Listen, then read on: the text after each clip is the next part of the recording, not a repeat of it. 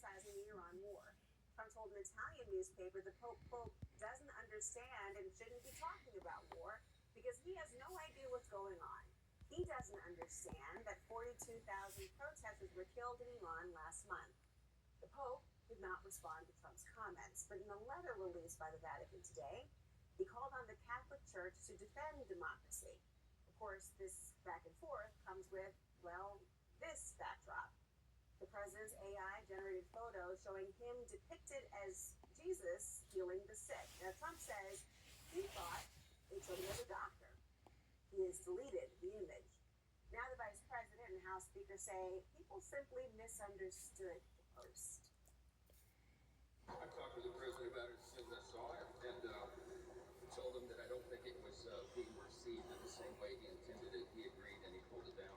That was the right thing to do. I think the president was posting a joke, and of course he took it down because he recognized that a lot of people weren't understanding his humor in that case. Joining me now, the governor of Kentucky, Democrat Andy Beshear. Governor, thank you for being here. You said the president's post was, quote, not presidential, among other things. What does it say about the president that he continues to attack the Pope at all, let alone still? What it says is that either he's never read the New Testament or he doesn't understand it. Of course the Pope is going to be against war. Why? Because Jesus Christ was against war. And you think that Jesus was the most powerful person who ever walked the planet.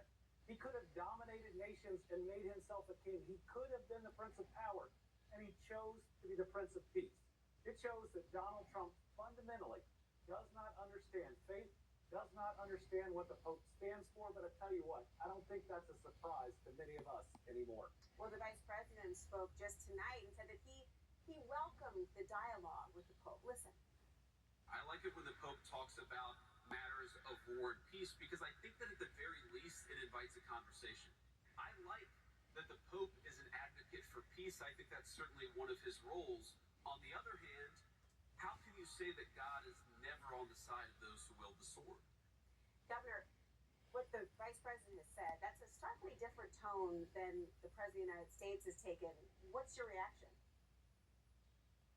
Well, J.D. Vance is a better apologist than he is a negotiator, as we've seen in his failure in these negotiations to end this war on Iran. The Pope is doing what he believes. He's trying to preach the New Testament, and J.D. Vance is out there again, apologizing for a president that directly attacks the Pope, calling him weak, calling him names, and then posts a photo online of himself as Jesus, and then lies, claiming he thought that it was a doctor.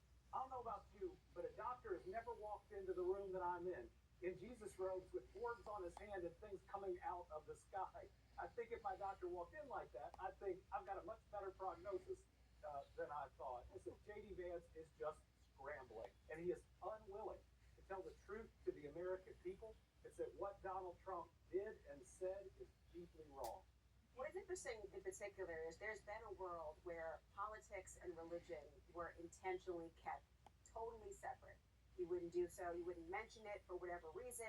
You would look at it maybe strategically in terms of gaining more voters, expanding a tent. But you have been very open about your faith. And you recently called out Democrats for backing away from talking about religion.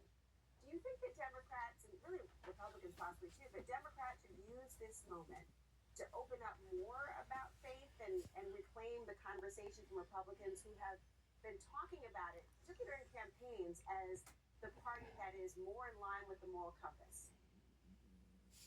Well, Democrats should, because faith is supposed to help people, not hurt them. Donald Trump is trying to use it as a weapon to justify the division he sows, the war he started, the hurt that American people are feeling because of his tariffs and the price of gas going through the roof. I talk about faith because it motivates me to do good.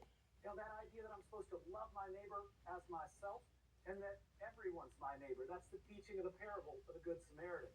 You can either use faith like Donald Trump is using it as a weapon, as something to divide people or try to justify your actions, or you can use it to ask us to be better, to be more united, to look out for one another, to make this a better country where everyone can succeed. That's why I talk about my faith, because it drives me to create the type of world that I think my kids and everyone else deserve.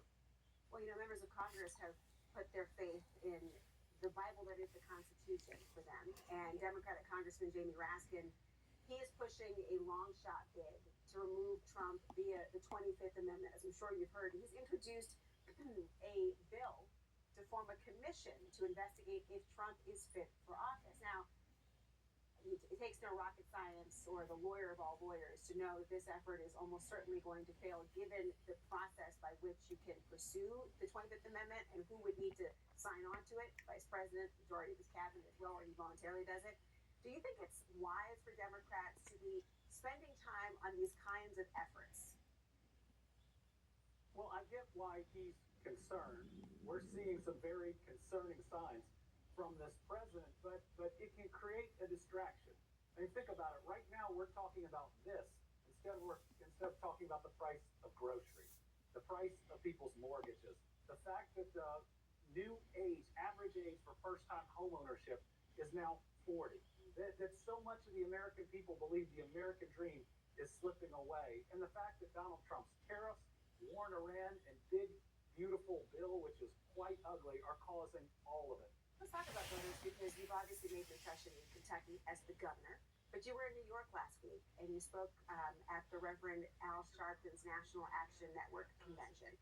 And there were tons of Democratic stars who were there, but Sharpton says the crowd was impressed by you. Quote, if there was one that was an eyebrow raiser, it was Bashir. And that's pretty high praise. Why do you think voters are so drawn to your message? Well, first, Al Sharpton is an incredible leader, and getting invited by him to come and sit down and have a conversation on important issues with him, that was a real honor, and I'm grateful. I believe that people respond to my message because while I stand up for all my convictions, I spend 80% of my time on things that matter to 100% of the American people. I believe that being a person of principle and of faith, combined with just that recognition that people are desperate for someone that puts them first, is what's resonating right now. Governor Andy Bashir, thank you. Thank you very much.